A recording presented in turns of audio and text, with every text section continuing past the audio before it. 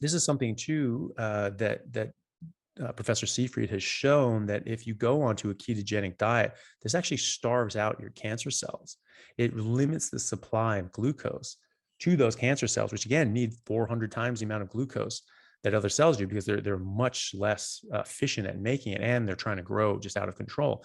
And the reason they're trying to grow out of control, by the way, is because the mitochondria are actually what regulate cell growth. And so when the mitochondria get damaged and they can't do their job, they can't control growth. And so we get out of control growth, which is what cancer is.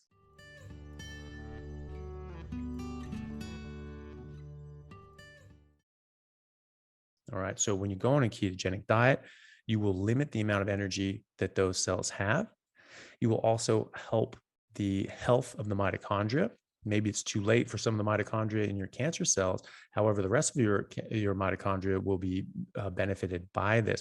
There are multiple studies showing that the respiration rate and efficacy of and health of the mitochondria in your cells when on a ketogenic diet, when in ketosis, is 4 times that of normal people on a carbohydrate inclusive diet. You actually find that you get more mitochondria as well. So in people in ketosis, will actually have 4 times the amount of mitochondria. So they're 4 times as effective and they're 4 times as plentiful.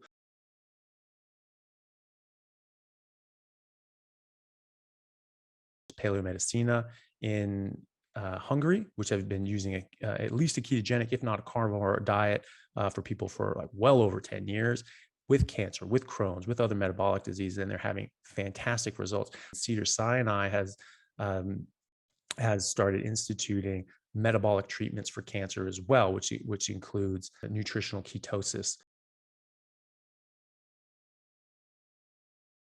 hormone disruptors. There are things like called phytoestrogens. These are very commonly produced throughout the plant kingdom, most notably in soy. About 3 ounces of soy have over 1 million nanograms of phytoestrogens in them. Put that in comparison to a fertile woman who makes about 180,000 nanograms a day, right? So it's 10 times what they would make in a day just in those 3 ounces. The birth control pill, depending on the birth control pill, would have about 35,000 nanograms of estrogen.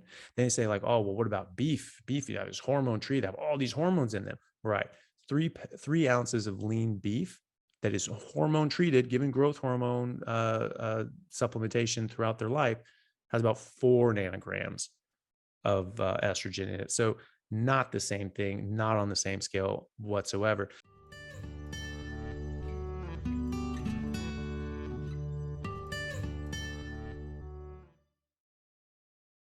Even just carbohydrates will suppress the conversion of testosterone into estrogen in women. Women don't just make estrogen, they actually make testosterone first. And then that testosterone is converted into estrogen in the ovaries.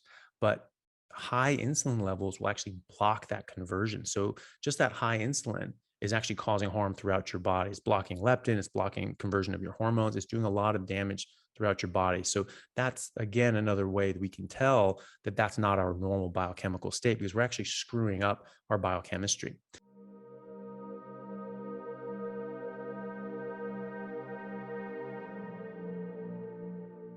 DoctorsToTrust.com, the world's #1 site for short, annotated nutrition videos.